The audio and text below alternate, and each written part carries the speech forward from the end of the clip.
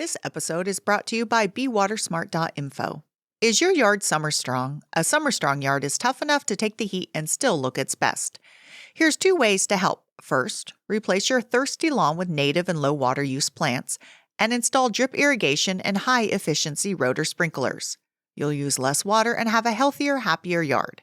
Second, here's how to help your trees grow strong enough to handle the summer heat. First, check the soil with a moisture meter or screwdriver to see if it's dry. If you need a water, set up a soaker hose or drip irrigation at the outer edges of the tree's branches. Water your trees at least once a month. Find more helpful tips and videos at bewatersmart.info. Look at that plant. I want you to know that everything was grown in my garden. Don't touch that plant! Is it poisonous? She'll become part of the plant. Hi, everyone. Welcome to Flower Power Garden Hour. I'm your host, Marlene, and tonight we're going to take a little bit of a different direction. It's Halloween coming up, and I saw this book and I went, ooh, that is right up my alley. So with me, I have an author, Marta McDowell, who just wrote a book called Gardening Can Be Murder: How Poisonous Poppies, Sinister Shovels, and Grim Gardens Have Inspired Mystery Writers. So, we were talking before we started recording. If for those that don't know, I read every single night in bed, and they're all murder mysteries. And if they have gardening or plants involved, and that is a bonus. So I'm excited to talk to you, Marta. Marta, thanks for joining me. Hi, Marlene. So, your book is so fun, but you actually did a lot of research, and it does make you think, like, what is it about murder and mysteries and gardens that go hand in hand? So something obviously inspired you. So can you tell me a little bit about your background, how you came to actually writing this book, and what sort of was the inspiration, that the aha moment that you went, this needs to be a book? Sure thing. So I always loved to read mysteries. The earliest ones I can remember were from siblings' bookshelves. So I read all of my brother's Hardy Boys. He was the oldest. Then I segued to my sister's Nancy Drews. I have 2 sisters in the middle. And then, then we all went to the library. So, I remember the Black Stallion mystery very vividly as a kid. And then, of course, you get to the slightly older titles. And for me, those were people like Phyllis A. Whitney and folks like that. And, then you discover Agatha Christie and, all of the others. And luckily now, you just can't run out because there are so many mystery writers. But I think this particular book was triggered by a title, one-word title, and that is Mulch. Yes. It was a book by Anne Ripley. She was, I don't think she's with us anymore, but she was a Colorado garden writer. And so she wrote gardening mysteries. And I don't know, the light bulb just went off. I think at that point, it was like in the 90s, and I was already an avid gardener, and I was thinking about what do I want to do next after my corporate career. And I always thought about writing, and that just that was the light bulb for me, where I went, oh, that's really interesting. And I just started gradually collecting titles. And I don't know if you're like this, but, I'm a book person, and I live with another book person. And so all of our shelves are completely full. We have his bookshelves, her bookshelves, and our bookshelves. And so, these are now on my bookshelves, and they start to expand their space, right? And that means that some other topic has to be demoted to like the basement bookshelves. That's very painful for me. But it did happen. In the early 2000s, I wrote an article for a little British garden journal that I write for a lot, called Hortus. It's a wonderful little garden magazine. And then it sort of went dormant for a while until we had this thing called a global pandemic. which like cut me off from many things, including the ability to go to archives. So research libraries were not open. The archivists, even when they could get in, they were swamped with requests from researchers for materials to be scanned. And I just took a different tack and said, you know what, I could make a book out of this. And off I went. So this was really my COVID project. It's amazing talking to people, how many people's like use COVID. And I'm like, I didn't take advantage of that. But well, it helped keep me sane. There you go. In the garden and cooking projects that I would never have done and probably will never do again. There you go. There you go. I avoided the kitchen like I always do, but of course the garden got extra, love. So, I grew up reading, I would read a lot of like classics. And then, my mom reads so much. So we would just pick up what she would read. But unfortunately, she would read a lot of like Stephen King and Kuntz. And, I read those when I was very young, and I'm, got really tired of that because they were just too hardcore. And so now I joke that I'm actually reading easier things than I did when I was in 5th grade. But they are, I did just discover the Phyllis Whitney. Is it? Yes. Yes, because a lot of these old authors, they're putting them on Kindle. And once I discovered Kindle, so I hate to say it is, I have bookshelves full of books, but once I discovered online books, it's a game changer. And then I showed my mom how to do that when she was in the hospital. And she's like, this is amazing. So we used to swap books all the time. I used to go to her house. She would come to mine. And I do miss that. But man, it's so easy to find murder mysteries online now with Kindle. And if they have a garden in them, it's even better. So you have your book broken down into sort of like the people, the detectives. So what is it about Agatha Christie that sort of sticks out as someone who uses plants and gardening? Well, she has Miss Marple. So, Miss Marple, she's my gal. And the grayer I get, the more I like Miss Marple. Now, Miss Marple, Agatha Christie wrote Miss Marple mysteries for decades. And I should have made Jane Marple a schoolgirl when I started out, because it's completely unbelievable that she'd still be alive. Yeah. Because, from the start, she was described, as elderly or something like that, that we might not say these days, but, that's the way Christie describes her.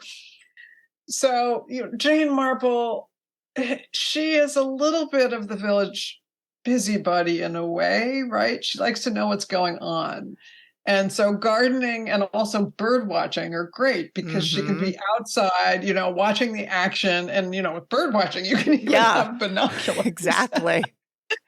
But it's not just a sham. Like, she really is a gardener. And through the whole, sort of, oeuvre of Jane Marple, she has, she talks about, my governess taught us the language of flowers, or she'll talk about the botanical names of plants, and you go, okay, she really knows how to garden.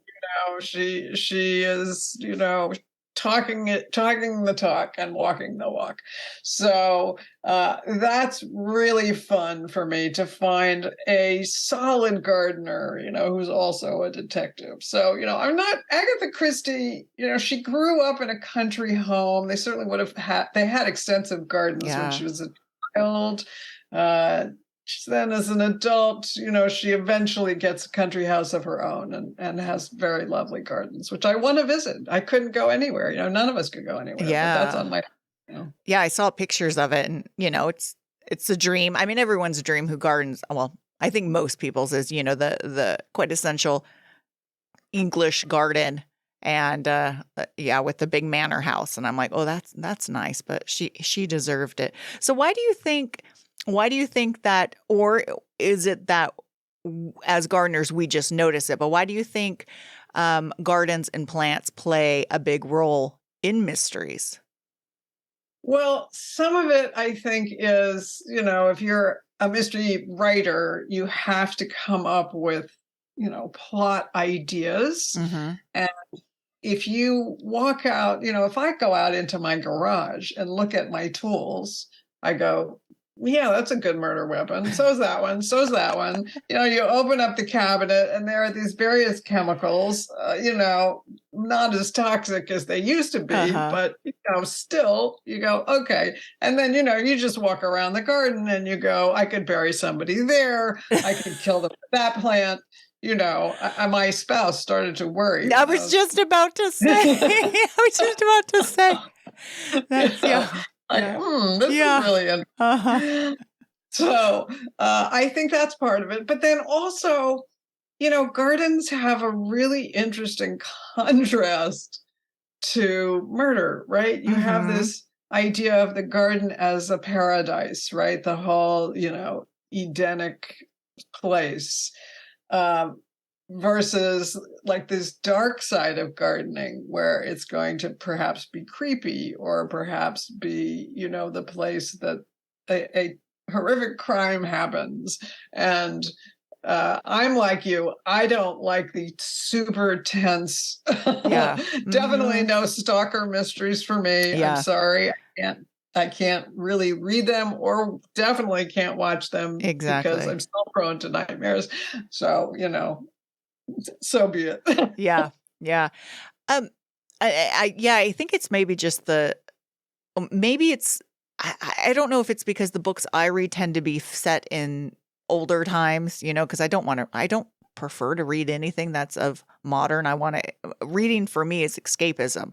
So I even want to escape this era. So when I'm reading mysteries, they tend to be set in the older days. And of course, reading anything in the olden days about, once again, the poor areas in Victorian times isn't escapism. So it's usually these rich manor houses with these sunken gardens, these conservatories, these beautiful dresses. And I don't know if that's why, because everyone just wants to escape. And it just tends to be that these houses where these murders take place tend to have these wonderful gardens. I don't know.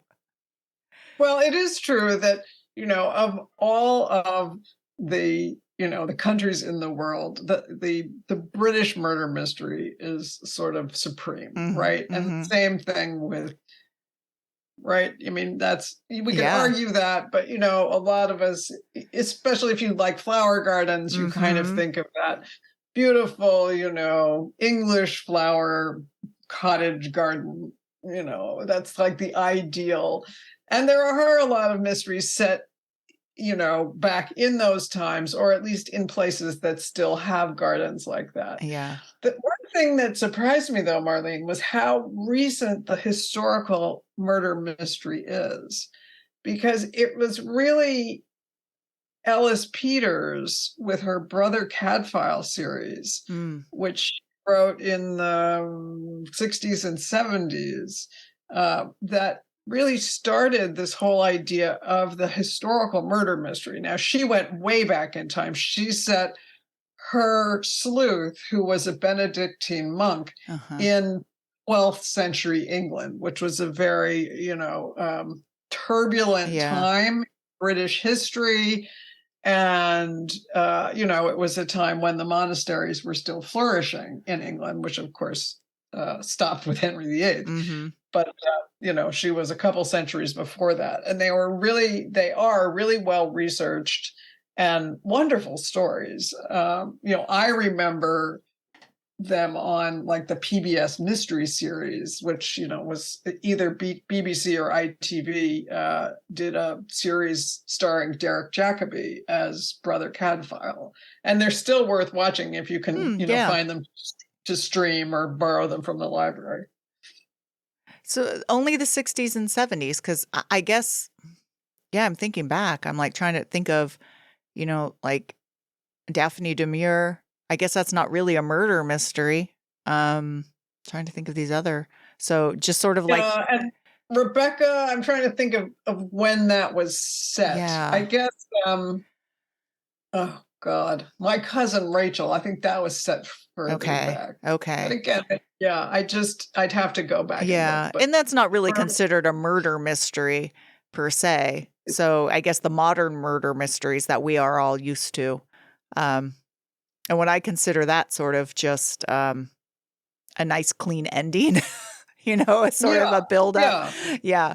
So who's dead, who did it, and usually the person who's figuring it out is it has some quirks and is the character that keeps you reading, besides of course the mystery, but generally it's the people that keep you reading, because sometimes the mysteries are a little okay, but it's the people, it's the setting, it's the secondary characters I know that keep me reading most of the time, because sometimes at least today the plot lines I read aren't that deep, but it's fun. So But if you think about that kind of triumvirate of the British queens of crime, as they called them, so Agatha Christie, Dorothy L. Sayers, and Yes. then Niall Marsh, who was from New Zealand, but still, they're all writing contemporary, Yeah. to their time, basically. Yeah. And one of my Victoria Holt is, and she's not necessarily, I consider her a crime writer, but not in sort of the genre of Agatha Christie. She's more, I guess, what you'd say Gothic. But for her, her books I just devoured. And I love her settings. Not so many gardens in them, but of course there's still, the whole, settings of plants and landscape in them. So, gosh, I wish there were more writers like her. So you have a big category on poisonous plants, which is, as a gardener, and I'm reading a book, and as soon as they put the botanical Latin name in, I know the author must be a gardener. And so that always gets me excited. As soon as I see that, I go, ooh, because I go, they must be a gardener, because no one who's writing will just, a non-gardener generally just says, oh, this purple flower in here. So you can have them writing about plants, but then a lot of times these poisonous plants are incorporated. They could be the mode of death, the mode of murder, which a lot of times they are. So what are some of the plants that are most often used in some of these books? So you'll often find castor bean. Yeah. Castor bean or ricinus is a beautiful annual. It is not common, but you see it often enough. And it always makes me laugh when I see one in a community garden. So here you are, it's like people are growing vegetables, and then you have this extremely toxic plant, or I guess I should say extremely potent, right? I have actually in my life taken castor oil. It is shall we call it a purgative, and it is very effective. So, it's just like most potent plants, it's a matter of dosage. But, too much of it is super toxic. So you will find that used now and again in various ways.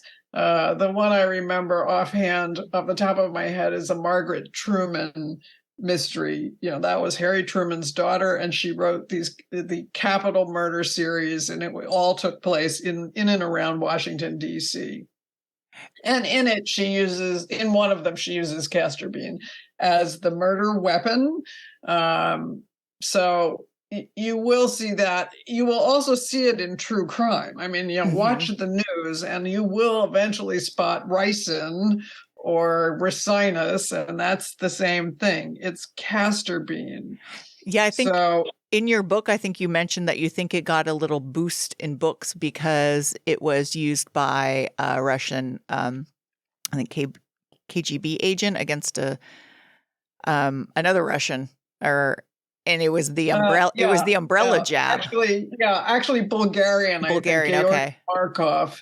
It was this very high-profile on-the-street murder with a umbrella that had this injection mechanism that was tipped with ricin. It's just like, this sounds like James Bond, and essentially it is. So, but it will appear from time to time, as will foxglove. I think that's Yeah. another fairly common, you know, plant murder weapon. What do we call it? A phyto weapon. Yeah. I think most people are familiar with digitalis, even if they hear they know the genus no matter what. Foxglove digitalis, and most people. So I think a lot of authors use that for just because I think it's familiar for non-gardeners too. Yes, and it's very pretty, and you could imagine having it around, and people have, substituted it for salad greens and, Yeah. all sorts of, put it in the stew. My favorite sort of mention of it. It wasn't a murder weapon, but there is a series by a Canadian author named Alan Bradley, and they're recent mysteries. His sleuth starts out as 11 years old, Flavia Deluce. They're very funny. Flavia is a sort of chemistry whiz kid. And, through a set of circumstances, she has access to a very sophisticated home chemistry lab, which she uses extensively.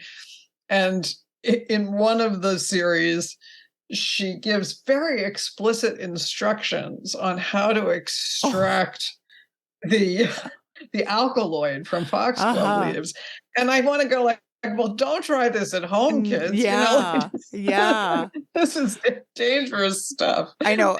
Every time I'm like, it'll be fun just to have a conversation and talk about poisonous plants. I'm like, well, I don't want to be responsible for anything. But, there's so many out there, so many different ones. Well, and, right next to my desk, I have this, I've always called it a pencil plant. It is a kind of euphorbia. So it's a succulent. And it's got very colorful stems. That's where it mostly photosynthesizes. It might be a petalanthus, possibly. Yeah, it's Euphorbia tirucali. Okay. If you look it up, yeah.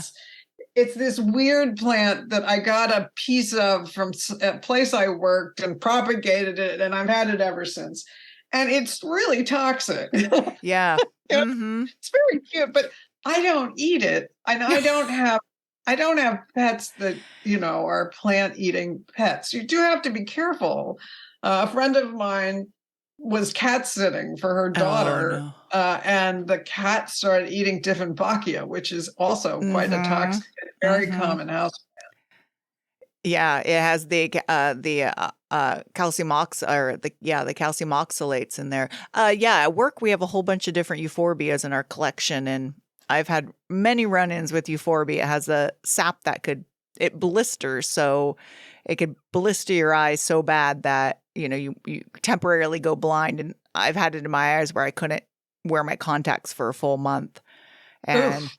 I've also had giant blisters, like 2-inch blisters. But with that said, my coworker and I were trying to figure out which ones we were most sensitive to. So we have probably about 50 different species in our collection. So we went and put sap on ourselves, to see what the reactions would be of various ones. So, you said you did this on yourself? Yes, on our skin. So we know that it's mainly toxic to, large quantities eating it. And so we would just put a little bit of sap on us and to see what, and I didn't have any response. So it's always, it's bizarre. But yeah, it is one of the more toxic plants. But you don't see that used that much in the books, though. I've never come across any euphorbias used. No, a cactus, yes. There is a Dorothy L. Sayers where a potted cactus plays a very key role. Okay, yeah. So, that, yes. Belladonna. Belladonna, or especially Brugmansia will show up. So that Solanaceae family, not to get too much into no, it's fine. Yeah, scientific nomenclature. Funny thing is, I got a question just right before I got on. Someone was like, "I'm getting different information if Brugmansia is poisonous," and I haven't written back yet, but I'm going to say, yes, it's not only poisonous, but it has some nice hallucinogenic properties that you don't want to mess with unless you know what you're doing. Yes. Yeah. Yes, Yeah. absolutely. So, there is a website called poison.org that has a lot of good information. And, they have a whole column on like this really happened. So it was interesting to me, I would be writing about monkshood, for example, which is another plant. It's beautiful this time of year. When I go to my local nurseries, I typically will see some on display in bloom. They're quite, beautiful blue bloom. Yeah.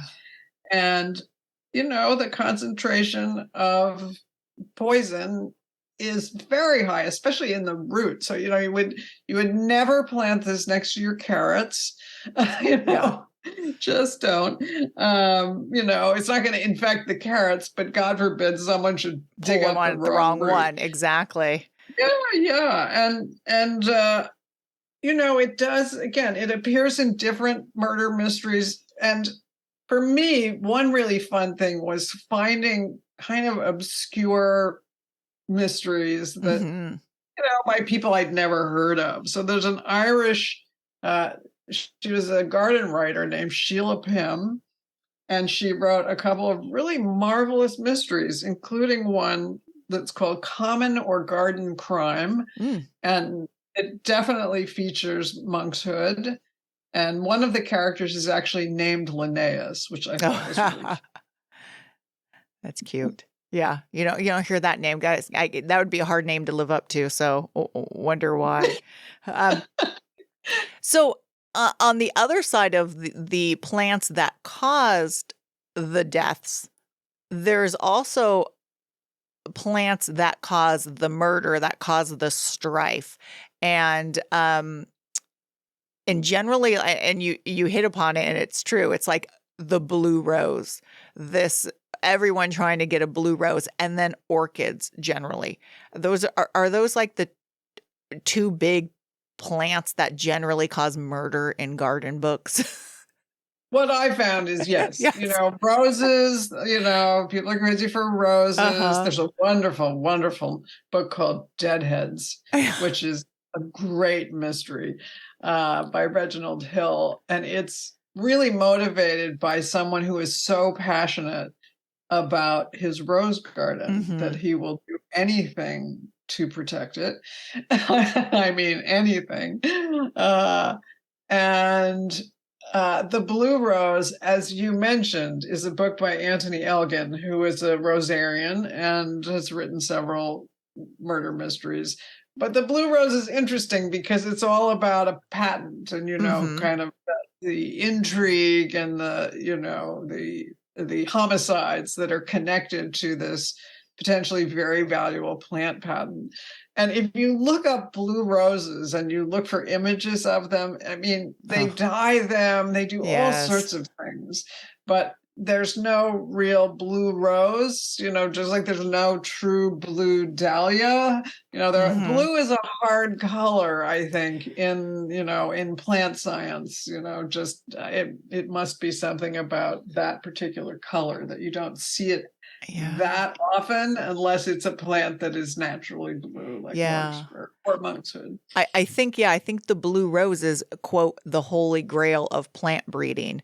So of course, having it be what is going to cause a murder or strife between characters makes sense. And also orchids, because orchids, I mean, back in the Victorian times where a lot of these books that I read are set, or that was the sort of the heyday of going and just poaching, because all of a sudden, people were like, oh, we could explore, rich, we have these conservatories, we'll just send people out and poach. But there's always, orchids that are more rare. But I did like in your book how it was like a whole series of books about orchids, but you said not a single orchid was portrayed in the books. Yes, that's true.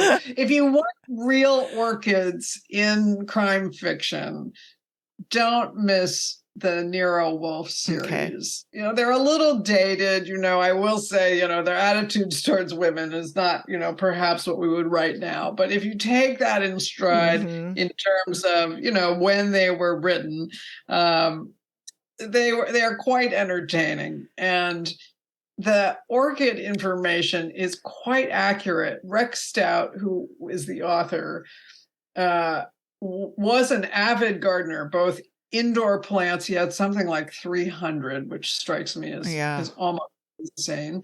And outdoors, he absolutely loved tall bearded irises, and he had a huge collection of them that were featured in magazines. And his sister, I don't know if you remember this name, but his sister was Ruth Stout, who had this kind of no work gardening idea. And, you know, for better or worse, she's considered the mother of mulch. You know, that she really introduced this idea of if you put down mulch, you won't have to weed, which has gone a little, you know, over the top in my humble opinion. But at any rate, you know, it was a family who gardened. They grew up on a farm. You know, they were into plants, and you know, there are something like 200 different named orchid varieties in the Nero Wolfe canon. And I only know this because people who are absolutely smitten with Nero Wolfe have written this whole, like, you know, fan, you know, kind of fan website called the Wolf Pack. And so they have all sorts of detail.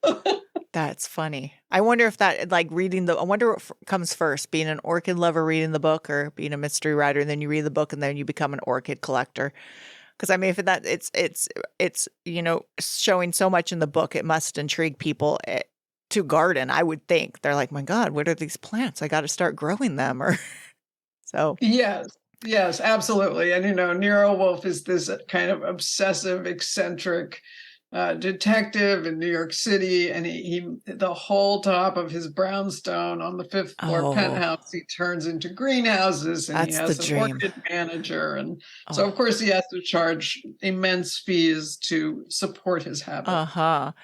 What I do find odd, and I've never encountered, and because maybe it's too much of a cliche, and maybe it's more in like the B movie genre, but there's really never any carnivorous plants that come into any of these murder mysteries. Not that, of course, I want them, because I'm always, you know, we have a carnivorous plant collection at work, and I'm always, kids, when they come in, they see the Venus flytrap, they're like, is that as big as it gets? I thought they got much bigger. And I'm trying to tell them, it's not in your video games. It's not the movies you watch. But I mean, have you come across any like carnivorous plants used as murder or as a reason to murder? I mean, I know plenty of carnivorous plant people are quite the collectors. As you said before, there's generalists and there's specialists, and people who are carnivorous plant people, they are specialists.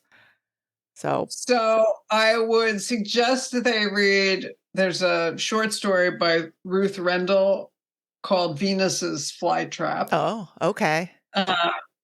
It's, you know, it's not the murder weapon, but it, you know, again, it plays a key role as a kind of a symbolic doppelganger in a way. H.G. Wells, not a mystery writer, but he wrote a book, again, another short story called The Flowering of the Strange Orchid. That, again, was back in the day of plant collectors, and somebody comes back from somewhere with an orchid, and the orchid has these mysterious properties. So there have been people who have written about carnivorous or near carnivorous plants, but they're fictional. Got it. Okay. They're made up. Yeah. Because, well, you know, carnivorous plants don't actually eat people. Yeah. They're not like Audrey 2 in Little Shop of Horrors, right? They, you know. That's why that's why I'm sort of glad there's not, but I could see some murders happening with a very, you know, rare Nepenthes, because trust me, I've seen collectors. So, you know, it's like a rare orchid that could cause a murder. Oh, these people want to grow or have the best Nepenthes. So, but it might be a little too out there for, I don't know, for writers to write, because people are like, so what? There's a recent book called The Poison Island. It was, I think, came out around 2015, but it's set in the 18th century, and it's all around Joseph Banks and the voyage to Tahiti and then Kew Gardens. So it's kind of flashback, and then it's also in this, and when he's older and he's running the Royal Botanic Gardens at Kew. And it has some historical people, like a botanist that worked for him, and an actual kind of, detective who was a real life person. But then there is a lot of fiction, including the plant that plays the key role in Poisoned Island. So, but it's interesting if you like that period of plant collecting and plant explorers, and that part of history and that kind of docklands around London. It was fun. It was very engaging. I have to try that one out. The one that I read recently that was more garden focused was, and I think you had it in your list, was Death in Kew Gardens. I liked, I liked that one. So she's one of my, I forget her name. It's Ashley. Oh, I think she uses 2 pseudonyms, I think sometimes. I forget, but that was a fun one. Well, let's transition to murder weapons. As you started with, you're saying anything could be a murder weapon, all these garden tools. What was the most common garden tool? And I'm not taking notes, to murder people. Was it the shovel? I mean, lots of different tools show up. I think the most common thing was actually weed killer. Oh, yeah. Again, I think we don't put arsenic in weed killer anymore, although, there's still a lot of weed killers out there on the market that I think are really toxic. But weed killers do show up, from, again, Dorothy L. Sayers. There's weed killer that figures into the first Lord Peter Wimsey and Harriet Vane case. Then if you want something really light, read Agatha Raisin, right? Those MCB Agatha Raisin books are really funny. And The Potted Gardener is the one that's about gardening, right? Okay. So sometimes mystery writers will write a whole series about gardening and gardeners. Agatha Raisin, she tries a little bit of everything. So she's more of like a Nancy Drew. Got it. Okay. But, she's always funny, and again, they're just really entertaining. So yeah, I did read it when it was like weed killer. I'm like, what the heck? I haven't read a book with weed killer, but I guess, arsenic that was used in, if you read any, read about a lot of murders back in the 1800s, it was arsenic because it was so available as a rat poison, but I didn't know they put it in weed killer. I found an ad from an American magazine from 1947. Oh, gosh. That was advertising. I shall not name the manufacturer, but it was advertising weed killer. And right in the ad was active ingredient, arsenic. And I thought, why did we ever think that putting that on the ground was a good idea? That is insane. I had no idea. I thought, okay, rat poison, that's bad enough. And it was in other things. And, but yeah, then just spray it. Did it even kill weeds? I guess it killed everything, including your kids if they ran outside and played in your garden. So, okay. So that's why it was so prominent in some of the books you were mentioning, because it was so, I had the arsenic in it. Okay. So that so chemical death is still pretty up there as far as tools in the garden trade that were used to kill people. Okay. Yes. And then, kind of, you name it from there. There have been murder mysteries like Passing Strange that have used floral wire. Oh, God. The Mimosa Tree Mystery. I really liked that series. That was set in Singapore. Okay. Just before and during the Second World War. So Singapore, was a British colony. Then it was occupied by the Japanese. There was a murder weapon in that. Well, actually, a couple. One was a rock, like an ornamental rock from a garden. I have a lot of rocks in my garden. Yeah. Then a pole pruner. Okay. Like, wow, quite a combination. Yeah. So kind of like you name it. Scythes have been used. Yeah, I could see shovels that. have been used. Yeah. Even secateurs. Yeah. Mine are usually not sharp enough unless I've actually just sharpened them, but they should be. You should always sharpen your Yes. pruner. Yes. And just in case you have to use them for something. Yeah. No, we're not condoning that. Yes. Yeah, I mean, I always think the shovel just knocking someone over the head and then they could just bury the body right there. But yeah, or the scythe because it is just so sharp, of course. But then the modern day and age, I think people would be like a wood chipper, a chainsaw, and that's just I'm gonna say it's so boring. That's more horror movie-ish than a murder mystery at least from the areas that I'm reading. I mean, it's too bloody. Yes, it's odd that we read murder mysteries for entertainment, right? It There's is. always a dead body. Yes, I know. My husband who does the sound is shaking his head because of the statement I just said. Yeah, I mean, we're sitting here laughing, but it's, someone always dies, but it's escapism and it's hard to explain unless people like murder mysteries. So I guess that's it. I don't know how to explain it more than that. So here's an interesting question I've been puzzling over, and that is there something about gardeners that makes them really like crime fiction? Because there does seem to be a fairly big crossover. That's what I was wondering if yeah, I don't know, because you could say that our whole motive as gardeners is to grow living things, but we're surrounded by death every day because plants die. But then again, maybe we like a mystery, because I always figure gardening is the biggest mystery. It's science, but there's so much mystery behind it because, you get the question if someone's like, I have these two same plants. They're growing right next to each other, same exact environmental conditions.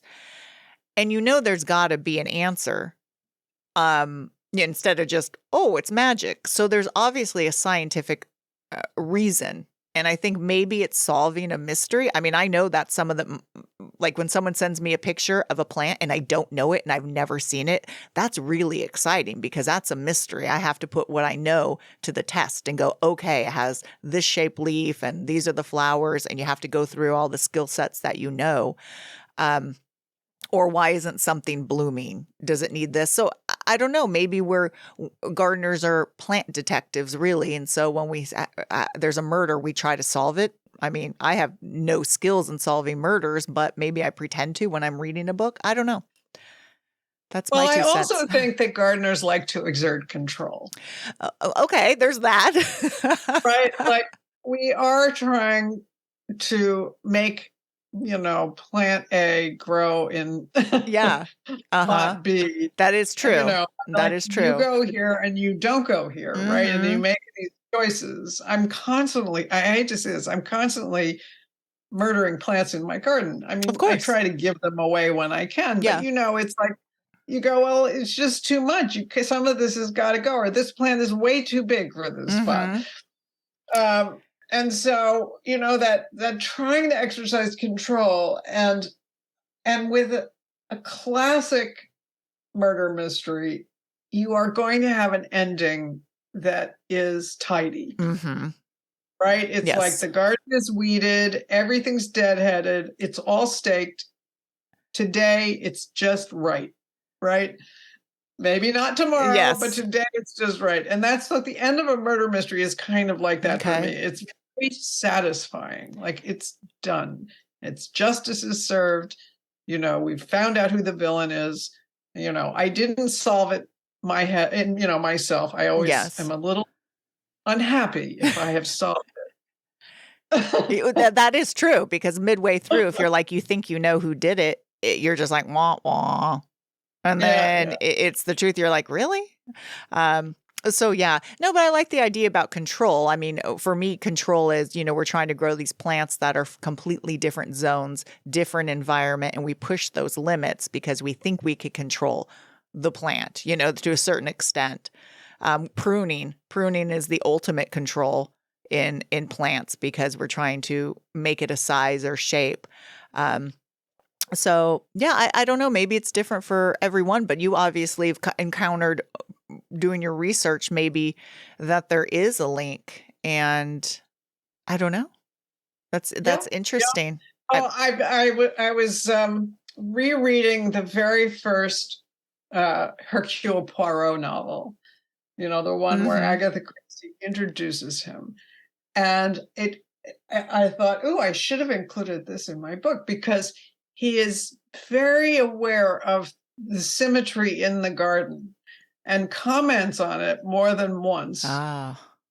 And so, and that's not the only time she has him do that, right? So, Uh-huh. she didn't have a French style garden, and yet she was certainly aware of, like that French style that would appeal to her very particular Belgian detective, Yeah. right? He's, everything has to be just so. So, that's it's fun to notice things like that. Exactly. Because I would definitely be like, well, he's noticing that. So but he's got the scientific, more of a mathematical mind where things have to be very much in order versus, a messy type of a wild garden. So yeah, it's interesting how your personality, sometimes your garden takes shape based on that. That's why mine's a mess and all over the place. Yes, well, I have, mine is definitely in the shoemaker's children category. Yes. I write about my garden I all the know. time. And then, spend way too much time gardening at my keyboard rather than Oh. out there, cutting back and doing all the things I should be doing. What zone are you in? I'm in zone 6. Okay. Wow. So it's a very happy zone. You can Mhm. grow a lot of things. And yet we still get a break for winter. Okay. So I admire people who can garden, down in the southern part of the world where they are, they're essentially always gardening. Mhm. Yeah. Yeah, there's no downtime really.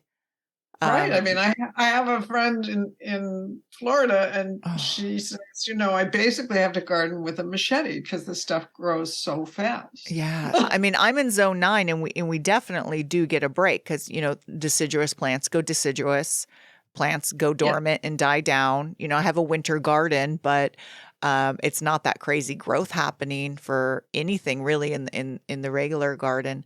So what? And just before we go, I don't want to keep you too long, but I always like to know what are you doing in your garden this month? That's zone 6. Like, are you? Well, the bulbs will arrive. Okay. There are always too many of them. Yeah. So I think, some fiend takes over my fingers when I'm putting my bulb order in. Mm-hmm. So the bulbs have to go in. The dahlias might have to come out this month, but maybe we'll make it into November. Okay. Things are starting to get done. So I have on my desk right next to me a giant bouquet of zinnias and gomphrena. They're getting in the garden. They're starting to look really tatty, that's a great British word. My zinnias get powdery mildew this time of year. Yeah, same. And so I'm starting to gradually cut them out as I can bear to. Mm-hmm.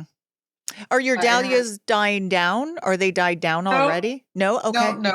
Okay. Not yet. In fact, I did a giant sweep of deadheading. I have, in addition to the garden around my house, I have a couple of allotment plots in the community garden that I work with a friend, and we call it our flower farm because it's all cut flowers, which I love. Mm-hmm. And that way, the ones around my house I can leave as sort of outdoor decoration and color.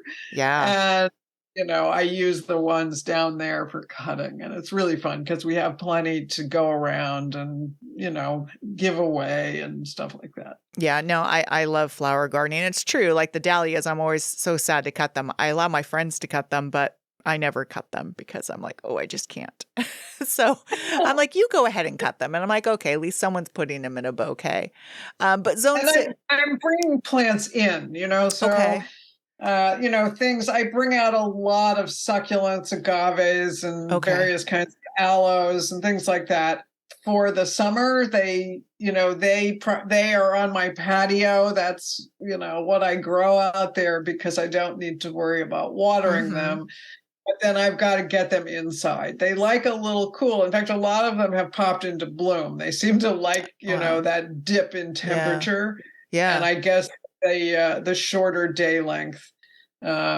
So it's fun to watch them bloom, but then I know I've got to get them in before too long. Yeah. No, I always like to hear how different it is, but different, but similar. I mean, some things are just right on track and then other things are different because just based off the zone. Well, this was a lot of fun. It was different, but like I said, when I saw the title, I'm just like, oh, that is fabulous. Well, one, the title is amazing. So, but two, it's just like, it's right. It's about time someone analyzed all the gardenings and in the books. Where can people buy the book and find out more about you?